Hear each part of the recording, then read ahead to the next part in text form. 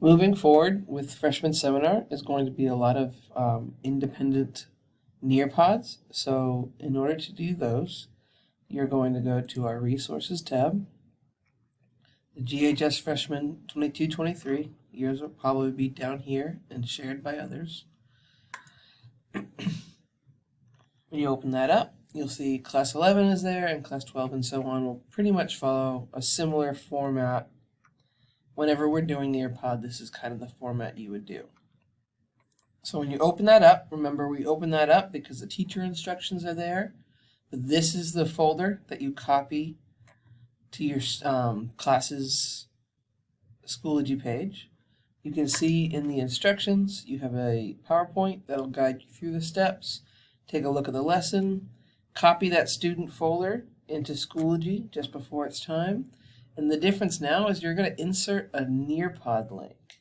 And I'll show you how to do that in a second.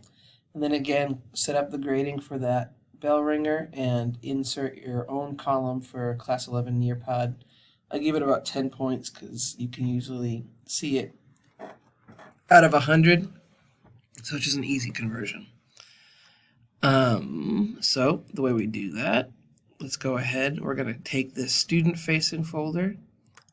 We are going to add it to course. And I am going to put it in this freshman seminar course. If you have any folders set up, that's fine too.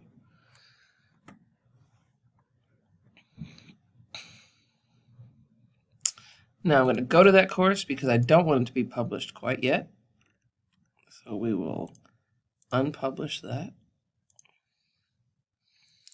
Okay, so now you can see they have the bell ringer. Make sure you enable the grading on that. Just give it a little 5-point homework grade or whatever you feel is right. Still in quarter. Homework. Don't let anybody else. We'll make them post before they see the other answers. Save that in there. I'm going to go to the grade book. I'm going to add a grade column. And I am going to call it class 11 Nearpod. Make it 10 points. Quarter. This one will be summative. And that's it. Okay, so the grading setup for all of that now. I am going to go and make sure you can always scroll down. That's why I always label everything class whatever, so it's going to be in order. Obviously, though, because it is alphabetical, now it's class 9, as you may have learned with class 10. Sorry about that. It now throws it back to kind of the beginning-ish. So now you can see class 10, class 11, bell ringer, class 11 Nearpod.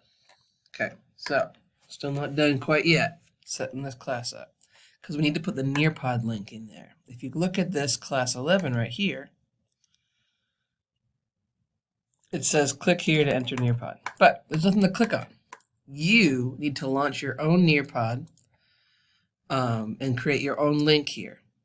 That allows you to see your reports just for your students. So what we're going to do is go to Nearpod and find that. So you all should have a Nearpod account. If you have issues logging in, let me know. We can get you there. It'll look something like this when you get logged in. You'll have your own lessons that you've had or made or saved or whatever. But we're going to pull from the school library. So over here, you can see there's a freshman seminar folder. In semester 1, you can see they're slightly out of order, but they're pretty well labeled.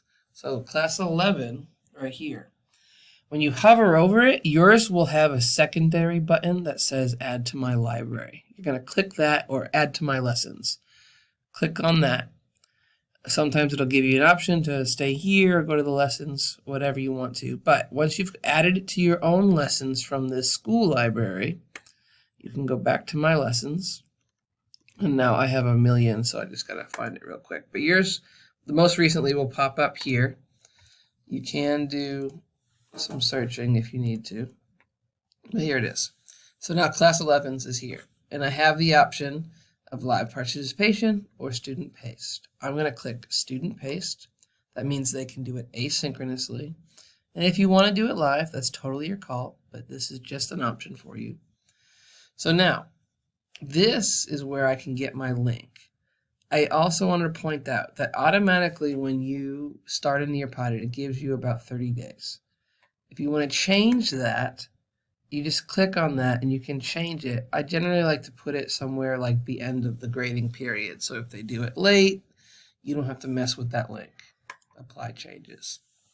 Now, they have couple ways of getting in. You could tell them, go to this website and put this in, but we're going to make your life easier by just copying this link. Once I click it, it says copied. So now I have that link.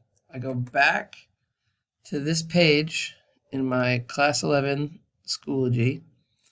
I'm going to edit that Class 11, and I'm going to highlight where it says click here to enter Nearpod. Click Insert Content, Link, Paste. Insert, and Save Changes. So now when they come here, this is now clickable. Students can click right on it. Yes, it'll be a little redirect notice, but students should have the Nearpod pop up. When students get this, make sure they sign in with Clever. Their Office 365 won't necessarily work. Sign in with Clever, and they can start working through that. So you can do that for each class. So every time I click on this same Class 11 and hit Student Paste, you can see the one I already did is there.